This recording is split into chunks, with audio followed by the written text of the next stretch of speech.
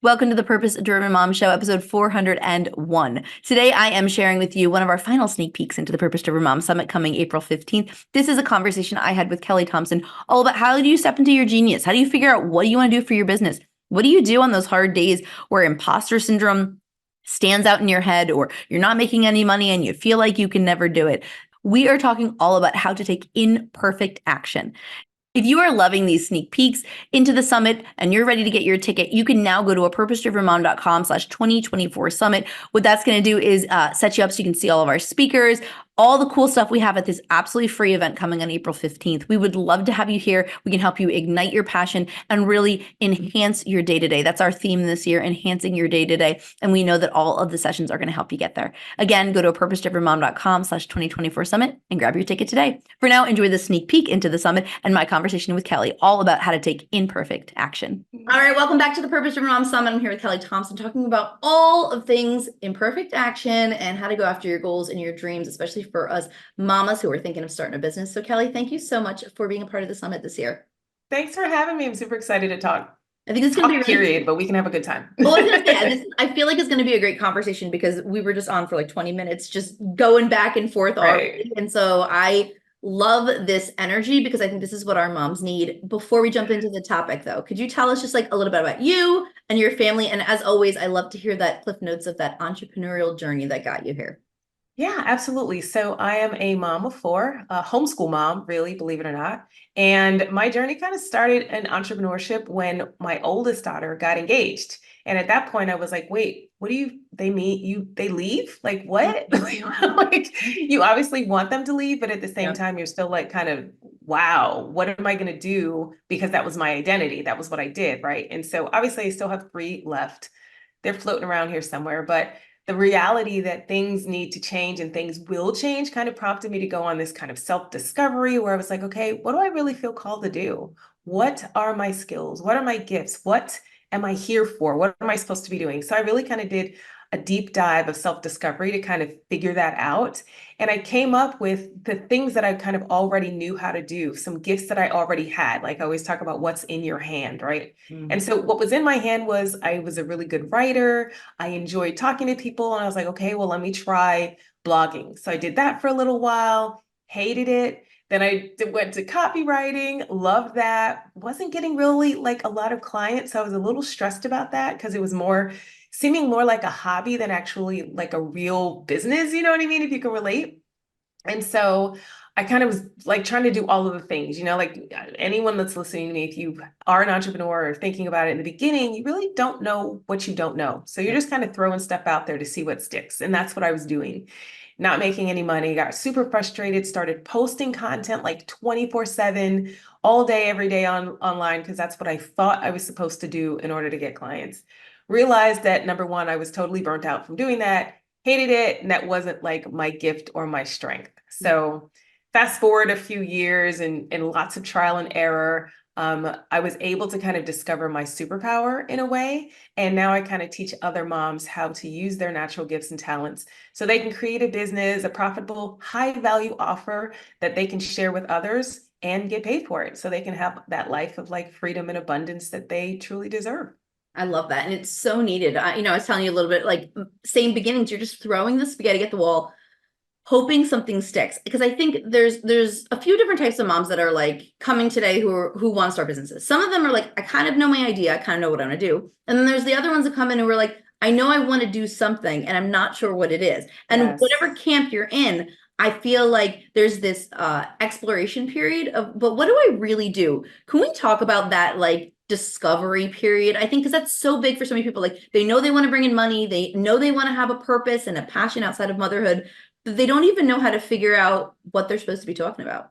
Yeah, that was 100% me. I had no idea. Like when I was thinking of, you know what, I think I'm going to start a business first. Like, I don't even know how that thought came into my head, but I was like, I think I want to do something like that. And not knowing where to even start, I just started with what I already knew. And I just took imperfect action, right? Like you're not going to know. When you first start, you will not 100% know. Like I'm sure, Cara, when you think about where you are now to where you were when you started, 100,000 miles different, but you wouldn't have even known, you wouldn't even have got to where you are right now unless you have started taking those steps, taking that imperfect action that you really had no idea what you were doing. And I think a lot of moms, a couple things. One, I think we undervalue our knowledge. Like as a mom, you have inherent gifts and talents. Like you have them. You may be looking at yourself like, listening to the sound of my voice right now, going like, no, I really don't. Like I take care of my kids and I do XYZ or whatever.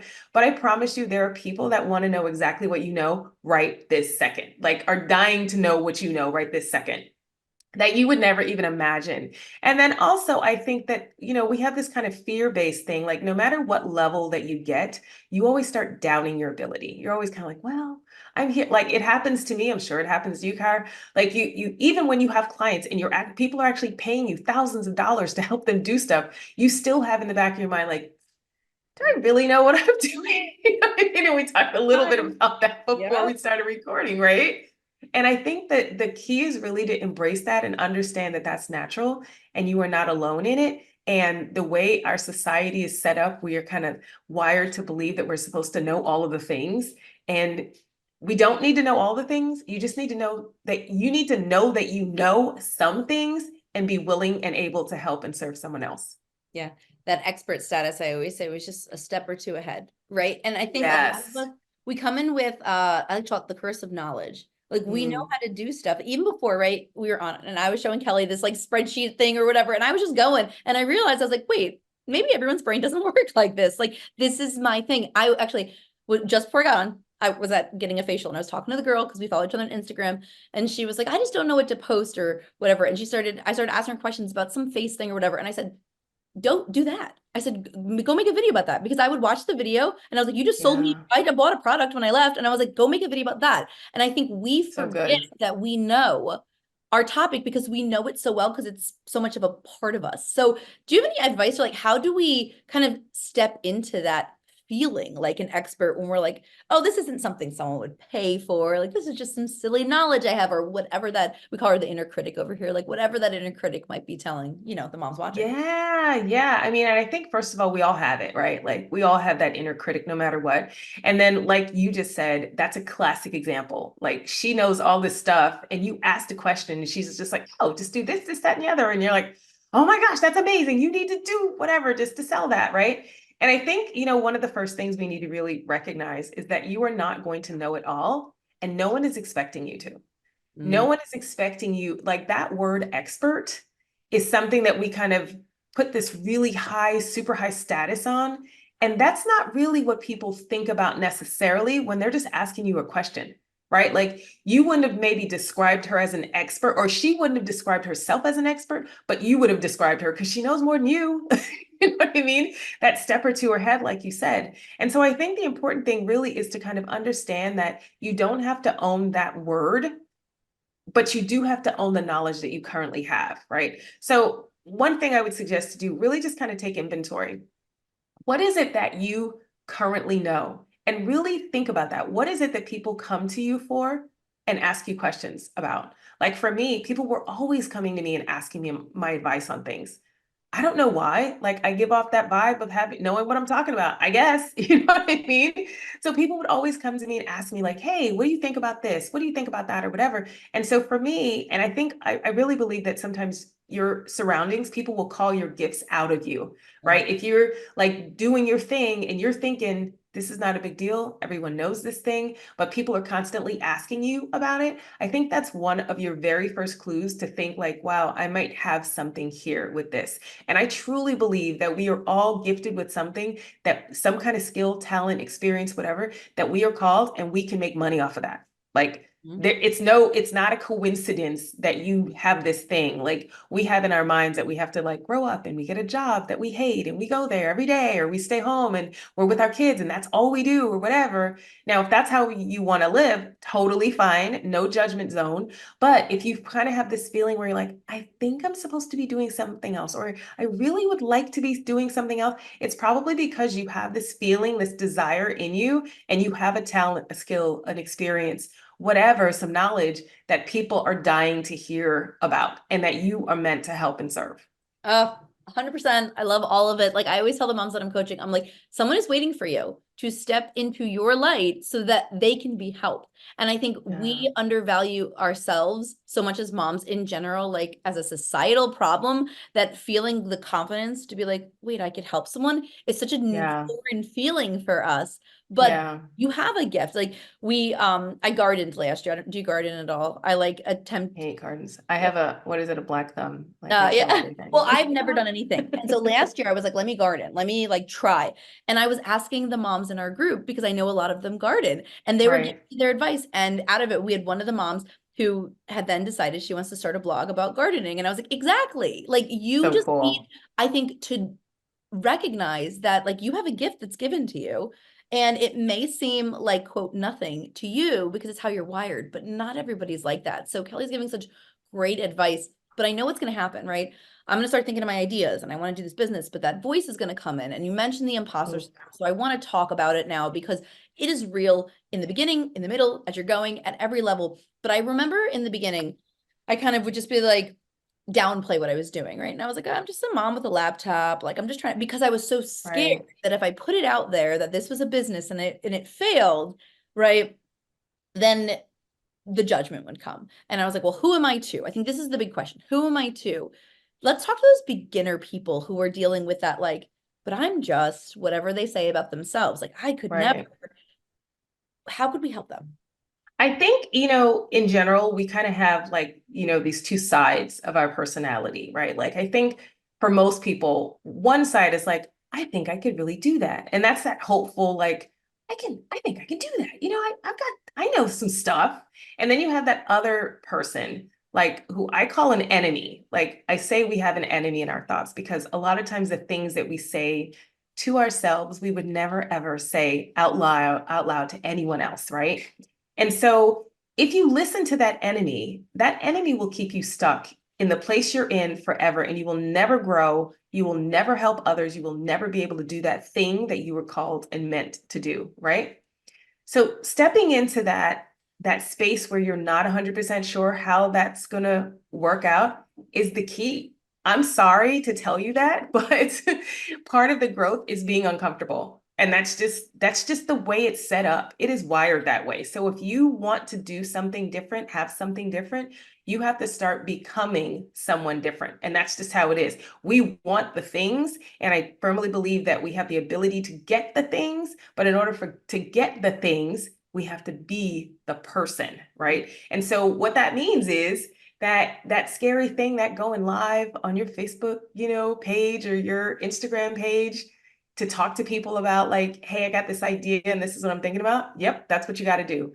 That person that sits, across from you whenever you go to like a mom's group or whatever, and you think you can help her, but you're afraid to kind of tell her like, hey, this is the business that I have and I want to charge her. Yep, that's what you got to do. Like all those feelings of all those things where you're thinking, no, I'm not going to do that. Yep, that's exactly where you you need to be. My apologies, but that is just the reality. Like you have to be able to step into that. And someone said once that the way over is the way through, or something like that when it comes to obstacles. And you're going to be presented with obstacles. I was just talking to a client the other day who we were kind of working on her messaging and stuff. And she was just like, I don't know if I can say that. And it was something like, this is who I am, this is how I help. And just what you said, she was like, I don't know. What are people going to think? People don't know me like this yet. And when I put that out there, they're going to judge me and I'm going to fail and all that stuff.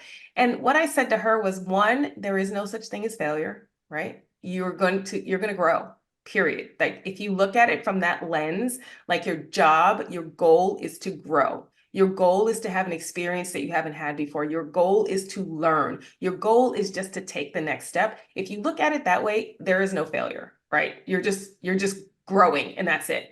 And number two, there are going to be people that are going to be naysayers. Yeah. Sorry, but that's kind of how it is. That's part of the game. Because if it was easy and everyone was just going to be cheering you on, like, oh my gosh, that's amazing, everybody would be doing it. right? Like there's a reason why there's only a few entrepreneurs and the vast majority of people just work for someone, right? Like nothing wrong with working for someone. But if you really want to kind of have your own business and kind of do your own thing, even in addition to working full time, like if you wanted to have like a little side gig to help you make money, whatever, there are going to be people that are going to say, why are you doing that? That's so much. That's so dumb. That's so, who are you? All of those things in addition to so you have these people that are maybe naysayers. Then in addition, you have, your enemy and your thoughts are saying, yep, she's right. Why are you doing that? That's so ridiculous. You have to be able to push through that. And you have to find the inner strength and encouragement. And I always recommend this to everyone. When you are first starting out, find a coach.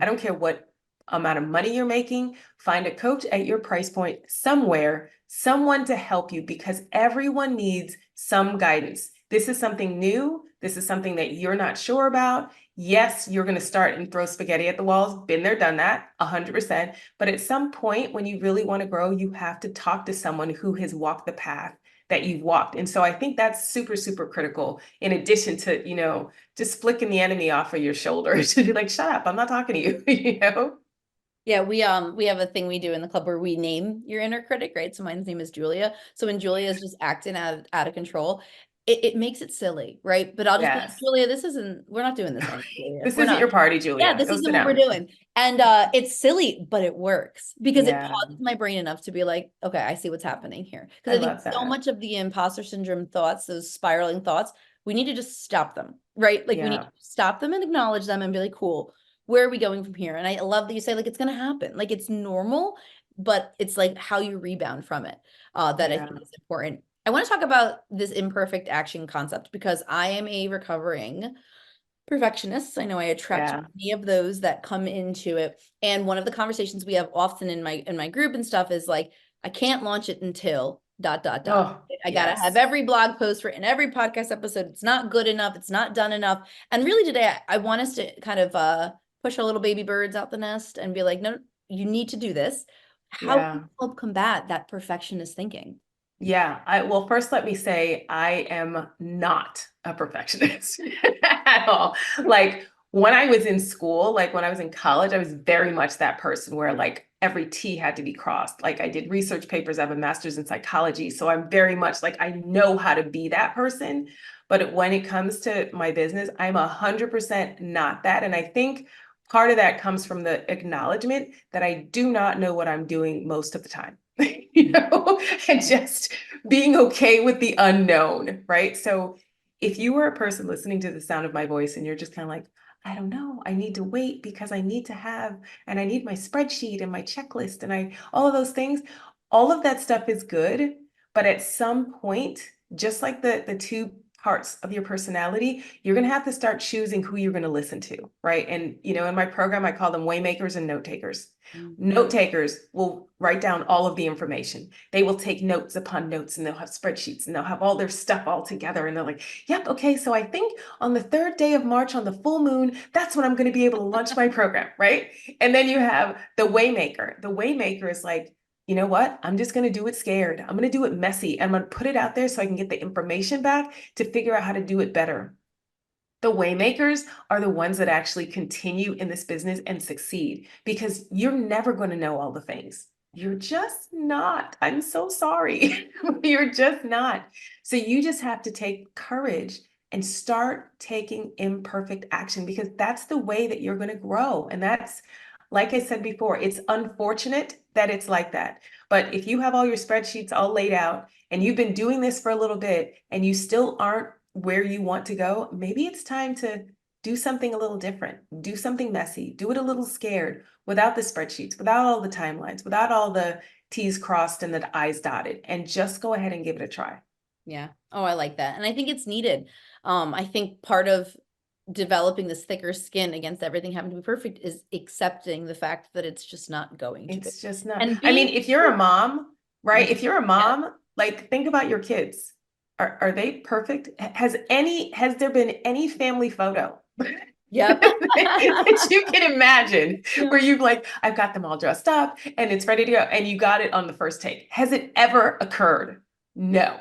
because that's just real life. You know what I mean? So the grace that you show your kids and your family and, them like eating food and slopping stuff all over the counter and like, oh my goodness, my kids have chores and every single night without fail, I go downstairs and I'm like, you didn't do this. What happened to didn't you have a list? And they have lists, and still it's not quote unquote perfect, right? So you have to let that go in service of what it is that you want. And the amount of grace that you show your family, then you give that to yourself and go, you know what? I'm just going to give it a shot.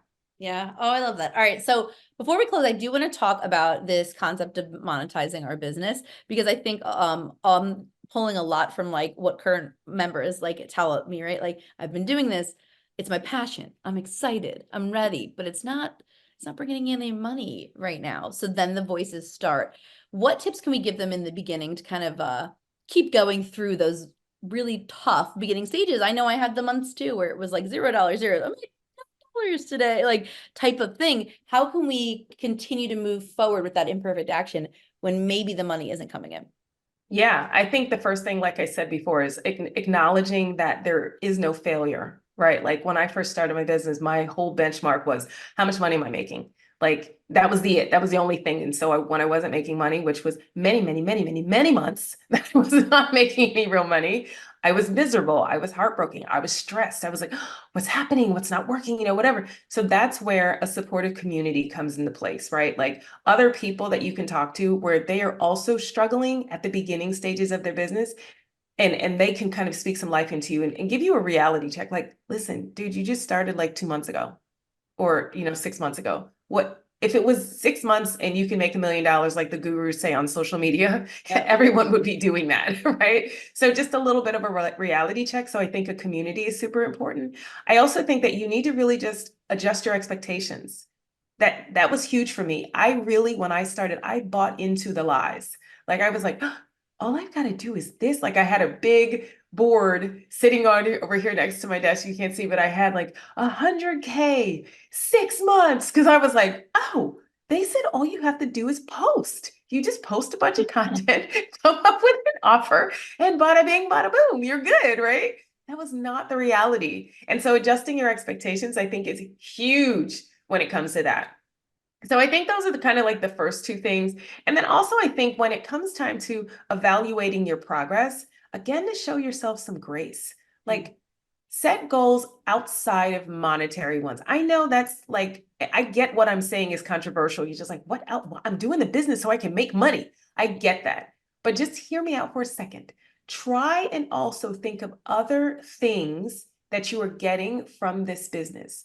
Is it something that you enjoy? You feel passionate about it. Start using those as added benchmarks, not the only benchmark, because obviously you do want to have money to take your family on vacations or pay off your mortgage or whatever. But also look at the benefits that you're getting because it's not ultimately about the destination. Because the destination, the one place we are all going is the grave. Hate to break it to you. Okay. So really the important part is the journey, right? So really kind of understanding that the journey is part of the process and embracing that aspect of your entrepreneurial service. I love that. I love that so much. Kelly, this has been so good. We have a freebie for everybody attending the summit, which is the 2-week trial into your Align to Attract Academy. Do you want to tell us a little bit about that? Yeah, it's something I started last year, which I really felt called to kind of put something out at this kind of price point to help moms that are not ready for like my higher ticket programs. And it really has been super, super fun. We help you with offer creation. We really focus on what makes an irresistible offer. We talk about your messaging, how you can communicate and connect with your ideal clients. And then we talk about creating a process, an automated process for you to continue to attract them. I do weekly live trainings, which I absolutely love, which I didn't know that I was going to love so much, but it's super fun being with the ladies and having these conversations. So it really is a great way for you to just take a little taste, have a little taste of the Academy. So super excited to offer that to you guys. Yep. And thank you so much because all summit attendees get that. But if you have a VIP pass, you will also be getting the Create a Profitable Signature Program workshop that Kelly has, if you want to tell us about that. Yeah, so that's kind of like a condensed version of everything that I teach. It's the framework that I actually teach and I use to help my clients go through and create that offer and make sales It's a higher value offer that they're able to create using the gifts and talents that they have so that they're not posting 24/7 on social media. So super excited about that too. And if you haven't gotten your VIP pass, all that's linked below. And then everything, Kelly, tell everybody where we can find you. We'll have it linked below, but tell us now. Yeah, so I'm the host of the Genius in You podcast, which I love doing. So you can always get on, it's available on Spotify, Apple, so you can hit me up there. Also, I'm on Instagram the most. I'm on Facebook as well, but Instagram the most at the Kelly Thompson. No, that's Facebook. Facebook is the Kelly Thompson, and then Instagram is Kelly Thompson and Co and Co. So Awesome. Great. All of it's linked below. Kelly, thank you so much for just being with us today. so fun. Thanks for having me.